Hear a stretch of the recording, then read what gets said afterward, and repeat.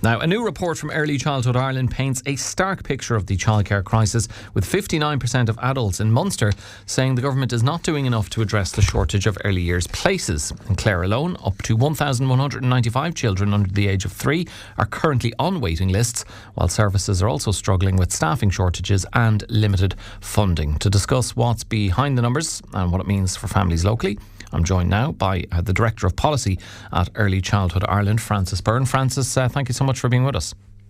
Good morning, Alan. Thanks so much for having Early Childhood Ireland on.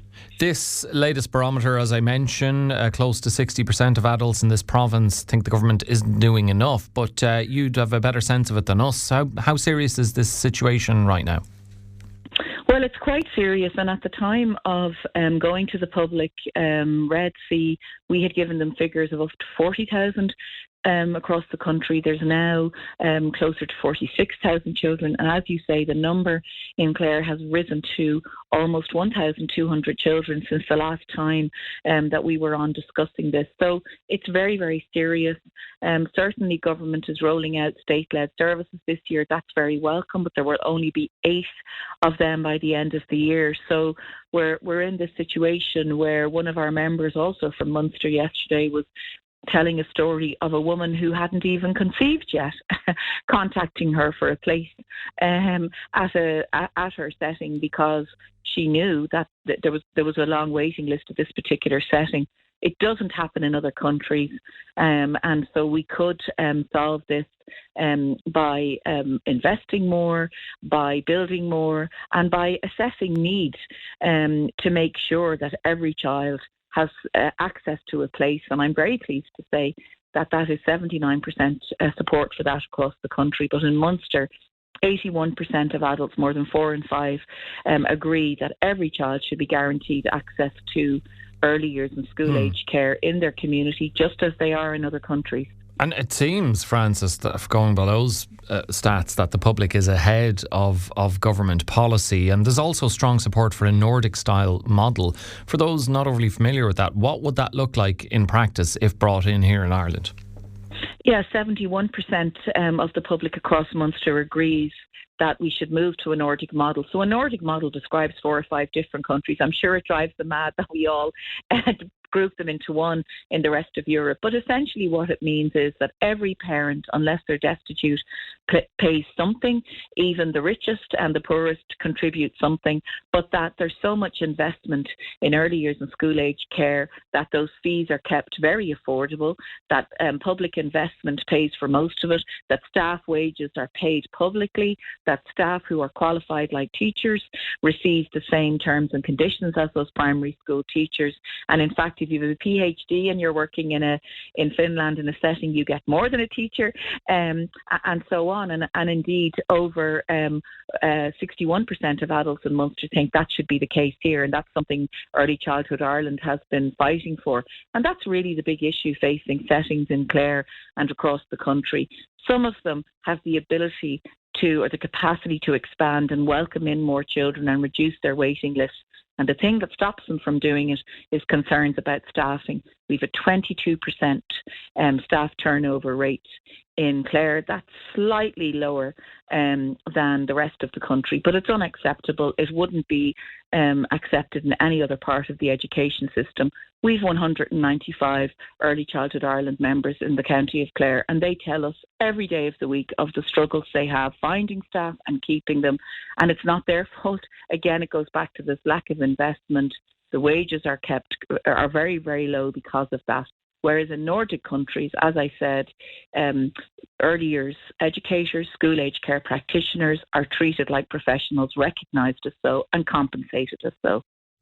Nearly 8 in 10 people, Frances, think early years education should be free. But I just wonder, given you've been mentioning there, and many times on Morning Focus we've spoken with yourself and carers about the difficult situation for them, the lower than wages lower than they should be, and having to jump through huge educational hoops to attain their qualifications. How realistic is free early years education in the short term, at least?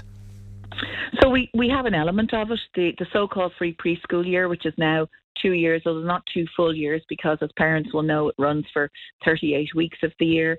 So we do have that. It's a very important part of the broader system, if you like, and certainly our members in Clare would describe it as the backbone of the early years system. So we do have some, and that's exactly what happens in the so-called Nordic model. It's a combination of investment, and as I said, people contribute. They're already contributing through taxation and so on, but they pay a fee. There's a minimum fee and a maximum fee, no matter how well off you are. Everybody in an area knows that, and it all happens very smoothly. Money follows children. We don't have nutty attendance rules. But possibly most important of all, we have proper terms and conditions for staff, and that's the big issue that's blocking our progress towards the Nordic model, towards building the capacity of the free preschool year, ECHI, the wonderful programme, and the other programmes that our members roll out every day to support families, including AIM, including Equal Start. So there's much more we could do. We reached a brilliant threshold 5 years early in 2023 of €1 billion. We're about €1.34 billion. The problem we have is, in GDP terms, that's not even, 20% of what's being spent in Sweden, Finland, Denmark, and so on. So we need government vision here. We need Budget 2027 to be the turning point.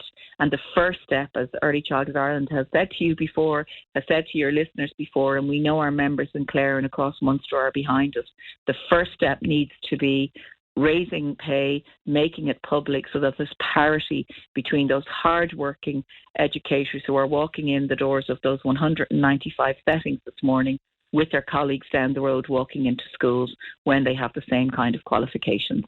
And with a reported staff turnover rate of 22% in this county, it's obvious that, as you've touched on the reasons why people are leaving the sector, insufficient pay, chief amongst them. Is there still, I wonder, a perception out there, and you might pinpoint where it's coming from? Perhaps it's primarily the government, and it's an issue, an element of this issue that we've discussed before, even with yourself, Frances, that those working in the early years childhood sector, there's still this element or incorrect perception of them being like glorified childminders, even though they are looking after and also guiding all of our children through the most crucial formative years of their life. Well, I think I'm glad to say that the time when educators were, sort of described as babysitters, nothing wrong with babysitters, by the way, but in terms of their professional standing, I think they're behind us. However, if you look on at, how do we value? Well, one of the things we do is we value people by giving them well above the living wage for doing important work. If we contrast the different aspects of our care and education system, the only difference between the children who are going into those 195 settings today and having a lovely, happy Friday, and they'll run in the door again on Monday, is their age. The only thing that distinguishes them from the children who are going into primary school. So what Early Childhood Ireland is saying is that one of the ways you lift the professional standing, the status of people, is to give them the same recognition as our wonderful teachers in primary and secondary school receive, and as they should. But you also do things like guaranteed study leave, maternity leave, a pension from day one, and all of the things.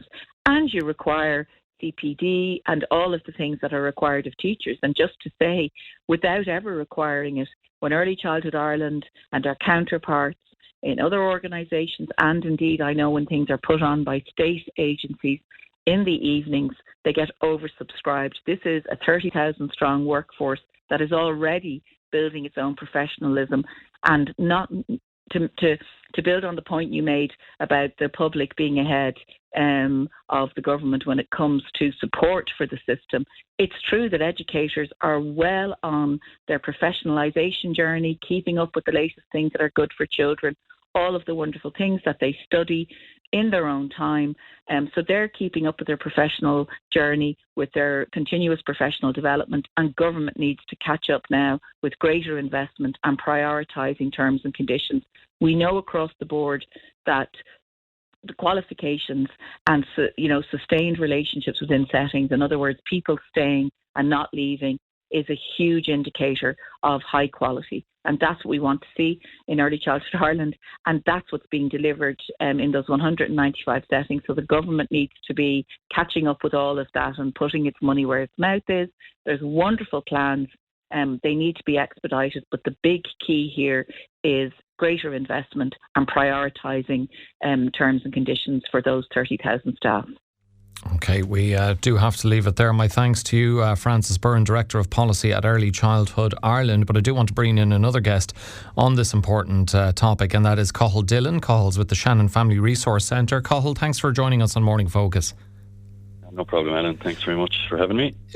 We spoke there with Frances about the shortage of places and all the issues in relation to those working in the sector, the early years graduates, the insufficient paying. We'll get to all of that in just a little while. But on the ground in Shannon, what does this shortage of early years places actually look like for families trying to find a place? I mean, Frances told us an anecdote of someone who was only at the stage where they were trying to conceive, already going around trying to find a place for their future child. Yeah, that's commonplace in Shannon as well, Alan. I've been in the role as family support worker there since 2020, 6 years. And, it was one of the first things in the job was public health nurses contacting me who've been going to meeting new mothers after having a baby and looking for me to support them to try and identify a childcare place in Shannon for their child.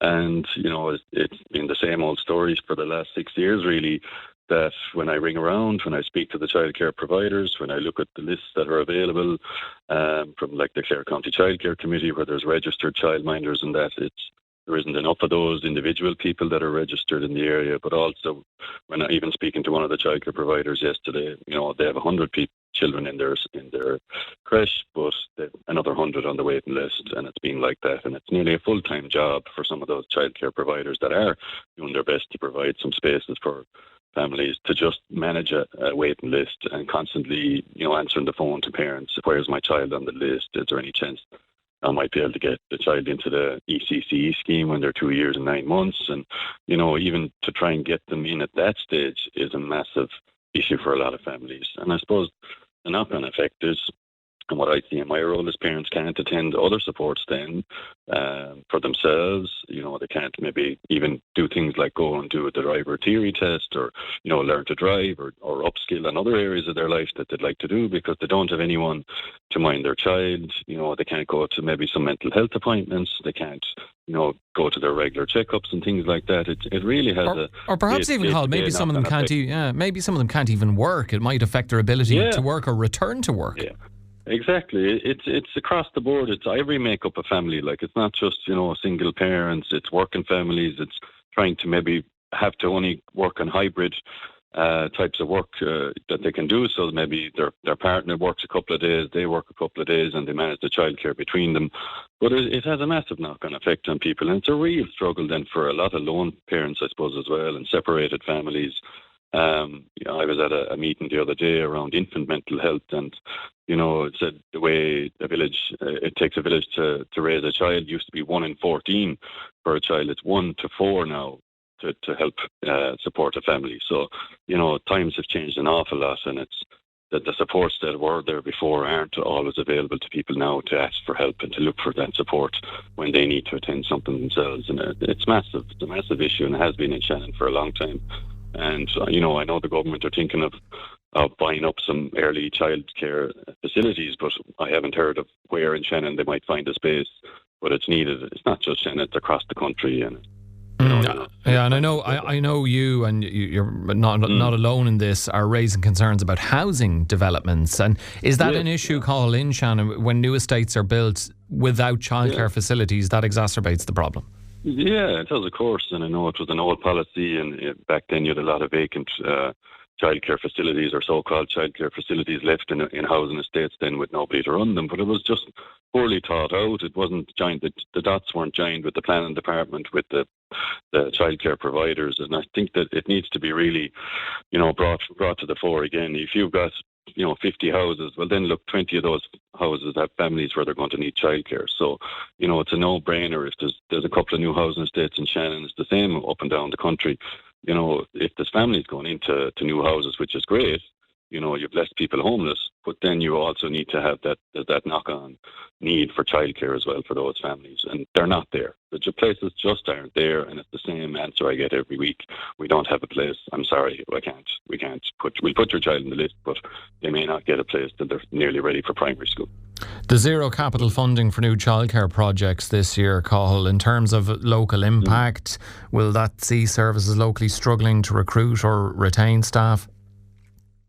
Yeah, I would think so. Like, it's great to announce that there's going to be some next year maybe, but like the need is there now, and there's childcare providers that probably could open new places if they had the capital fund, and if there was a building that they could move into, if there was a space that was suitable for childcare needs in the community.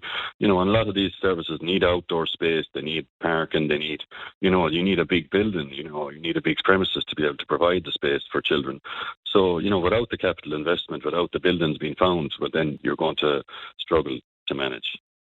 The strong support in the findings for helping parents to stay home for the first year, which, if possible, that could ease pressure on the system, or do you think it could create new challenges? No, I think parenting is one of the most hardest jobs in the world. And I'm sure there'd be lots of parents that would love to be able to afford to stay at home and to put the time and the energy into bonding with their child and building that relationship in the first year, which was very important. So I do think that would be a good policy if it could be, if the money could be put there, Just to finish, Cathal, if you had one message for the government, for policymakers, what would it be? What would you like to see brought in to ensure that the issues are sorted?